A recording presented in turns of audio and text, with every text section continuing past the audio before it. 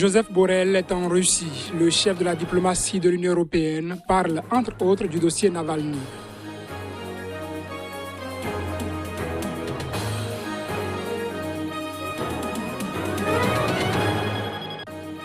Report de l'ouverture du dossier Hervé Gourdel devant la justice algérienne. Nouvelle date retenue, 18 février prochain.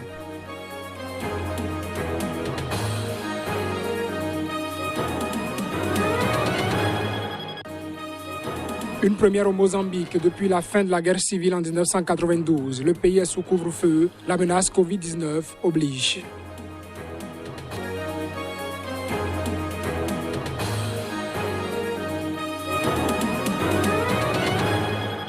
Et voilà pour le sommaire, mesdames, messieurs, bonjour et bienvenue à ce journal. Nous l'ouvrons par le Tchad. Les candidats à l'élection présidentielle du 11 avril se manifestent. Le chef de file de l'opposition, Romadunga Nialbe Félix, a été investi par son parti en dehors du cadre de l'opposition pour une candidature unique. Côté pouvoir, c'est Idriss Déby Itno, le président sortant, qui sera le porte-étendard de son parti. Reportage. Le Congrès de l'Union pour la démocratie et le renouveau a d'abord reconduit le député Romadunga Nialbe Félix à la présidence du parti avant de l'investir comme candidat de sa formation politique à la présidentielle du 11 avril prochain. Ce sera une candidature qui rassemble une bonne partie de l'opposition selon Romadunga Nialbe Félix. Et si on lui demande s'il ne fragilise pas l'opposition qui a déjà créé un cadre pour une candidature unique à cette présidentielle, il répond. La candidature aux élections présidentielle, c'est pour tous les Tchadiens. Et donc, Félix étant un chef de parti politique, le parti de l'opposition le plus grand, avec un groupe parlementaire de 8 députés, il a aussi le droit de se présenter comme candidat. Le chef de file de l'opposition rappelle que l'Alliance Victoire est favorable à une candidature unique et n'a pas encore désigné officiellement son candidat. Pourtant, rien n'exclut l'URD des autres partis inscrits dans l'opposition. Il est fort peu probable qu'ils s'alignent tous sur sa candidature. Difficile donc de voir aboutir un consensus sur le nom de Romadunga Nialbe Félix. L'organisation internationale Human Rights Watch a accusé jeudi l'armée camerounaise d'avoir tué au moins 9 civils le 10 janvier dans une des zones anglophones du pays en proie à un sanglant conflit séparatiste. Dès le 11 janvier, elle avait assuré avoir seulement tué quelques terroristes dans le village de Motou, situé dans la région du sud-ouest. Dans une réponse écrite adressée à l'AFP, l'armée, qui combat depuis près de 4 ans des groupes armés indépendantistes dans 2 régions de l'Ouest peuplées, principalement par la minorité anglophone camerounaise, a accusé Human Rights Watch d'avoir dénaturé les faits. Mais selon Human Rights Watch, qui cite dans son communiqué de nombreux témoins et des ONG locales, une 50aine de soldats arrivés à pied ont commencé à tirer sans discernement alors que les gens prenaient la fuite. Les soldats ont tué au moins 9 civils, dont une femme de 50 ans et une fille de 6 ans, précise l'ONG. Elle accuse en outre les militaires d'avoir pillé des dizaines de foyers. Le jour du drame, plusieurs vidéos et photos sur les réseaux sociaux montraient une femme et un enfant manifestement tués par balle et plusieurs hommes gisant au sol. Human Rights Watch assure avoir pu faire correspondre les victimes filmées avec les descriptions des victimes dont il a été établi qu'elles avaient été tuées et conclut que les vidéos ont bien été tournées dans les heures suivant l'attaque. Le 11 janvier, l'armée avait assuré que des militaires avaient mené un raid préventif sur les positions de groupes terroristes à Motou, lesquels avaient immédiatement ouvert le feu sur eux. Dans la riposte, quelques terroristes ont été neutralisés dans le strict respect des règles d'engagement selon l'armée, qui avait cependant annoncé une enquête minutieuse. Ces résultats n'ont pas été rendus publics à ce jour. Le 12 janvier, la France avait condamné le meurtre de 8 civils à Motou, un crime injustifiable, mais sans attribuer la responsabilité à quiconque. Le 15 janvier, le secrétaire général de l'ONU, Antonio Guterres, avait pris note de la volonté du gouvernement d'ouvrir une enquête. Outre des attaques et attentats fréquents visant policiers et soldats, les séparatistes armés multiplient les enlèvements de civils, notamment dans les écoles, et assassinent des habitants qu'ils accusent de collaborer avec Yaoundé. En Algérie à présent, le procès de l'assassinat du Français Hervé Gourdel, un guide de haute montagne décapité par des djihadistes en Algérie en 2014, a été reporté au 18 février. Motif du report, l'état de santé du principal accusé. Plus de précisions à travers cet élément. Hervé Gourdel, 55 ans, s'était rendu en Algérie à l'invitation des accompagnateurs pour explorer un nouveau site d'escalade, mais il a été kidnappé le 21 septembre. La vidéo de sa décapitation diffusée 3 jours plus tard avait provoqué un énorme choc en France et en Algérie. Le djihadiste présumé, Abdelmalek Hamzaoui, s'est présenté au tribunal d'Alger en fauteuil roulant et selon le médecin qui l'accompagnait, il est asthmatique et a été opéré de la hanche.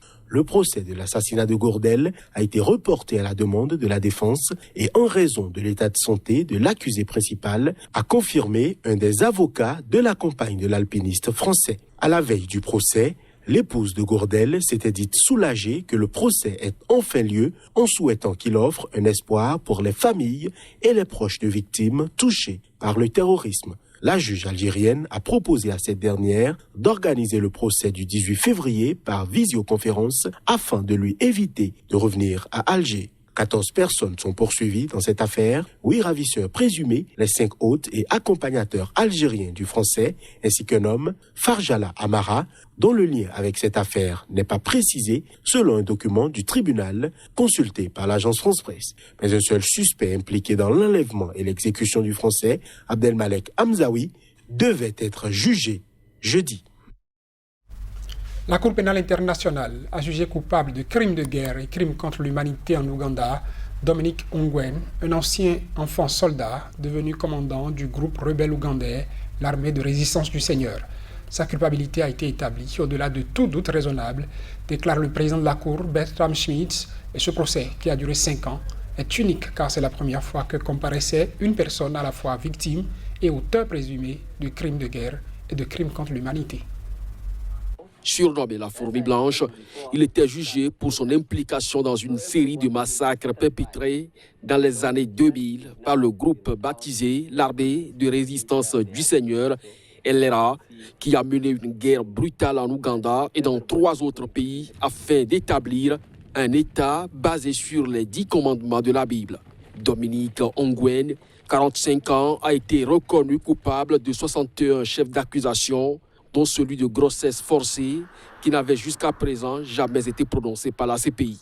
Sa culpabilité a été établie au-delà de tout doute raisonnable, a déclaré le président de la Cour, Bertrand Schmitz, prononçant le verdict à l'encontre de Dominique Ongwen, qui était au total visé par 70 chefs d'accusation, parmi lesquels ceux de meurtre, viol, esclavage sexuel et conscription d'enfants soldats. Dominique Ongwen a nié ces accusations au nom de Dieu et ses avocats avaient plaidé l'acquittement, soulignant qu'il avait lui-même été victime de la brutalité du groupe rebelle dès son plus jeune âge.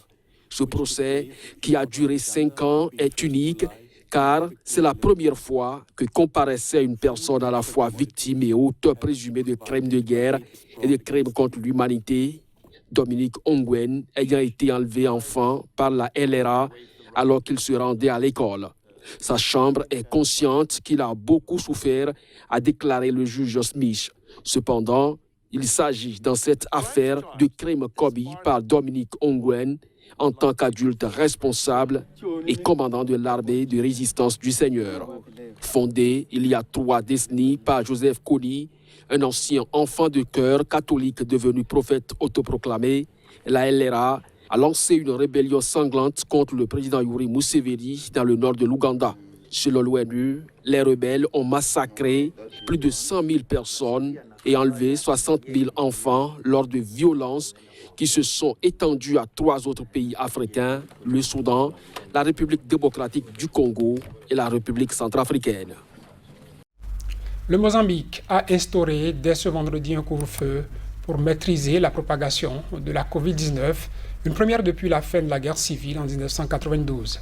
Près de 2 millions de Mozambicains de la métropole de Maputo, épicentre de la pandémie, sont concernés par la mesure.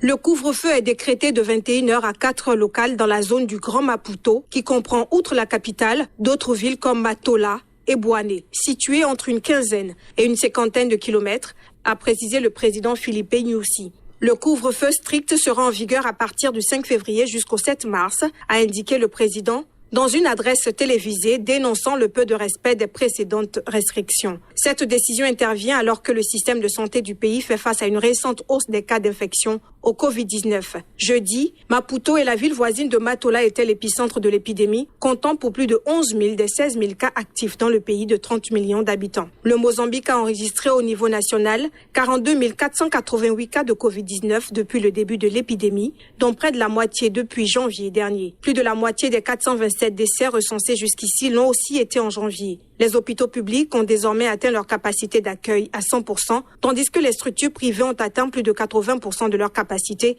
a souligné le président Nyusi. En plus du couvre-feu, de nouvelles restrictions interdisent tous les services religieux et les événements privés, à l'exception des mariages, suspendent les cours et les activités sportives, dont le championnat de football professionnel. L'Union européenne suit de près le traitement que subit Alexei Navalny en Russie. Le sujet est au menu de la visite du chef de la diplomatie européenne en Russie. Les précisions à travers ces images.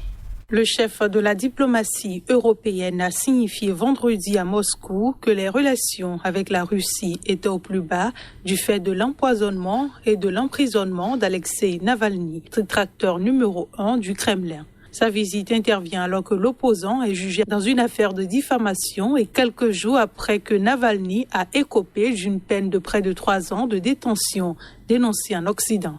Il est sûr que nos relations sont sévèrement tendues et l'affaire Navalny est un de plus bas, a estimé Joseph Borrell lors d'une rencontre avec son homologue Sergei Lavrov. Malgré nos différences, il n'est pas envisageable de construire un monde du silence entre l'UE et la Russie, a poursuivi le diplomate, évoquant l'opportunité de collaborer face aux défis du monde post-pandémie. Le ministre russe, sans évoquer le nom de l'opposant, s'est dit prêt à discuter de n'importe quel sujet tout en rendant l'UE responsable des tensions existantes. Notre principal problème est l'absence de normalité dans les relations Russie-UE. C'est une situation malsaine qui ne sert personne, à affirmer Sergei Lavrov, souhaitant une discussion franche et détaillée avec Joseph Borrell. Et ça va être la fin de ce journal, mesdames et messieurs. Merci de l'avoir suivi. Nos programmes se poursuivent sur Sika TV.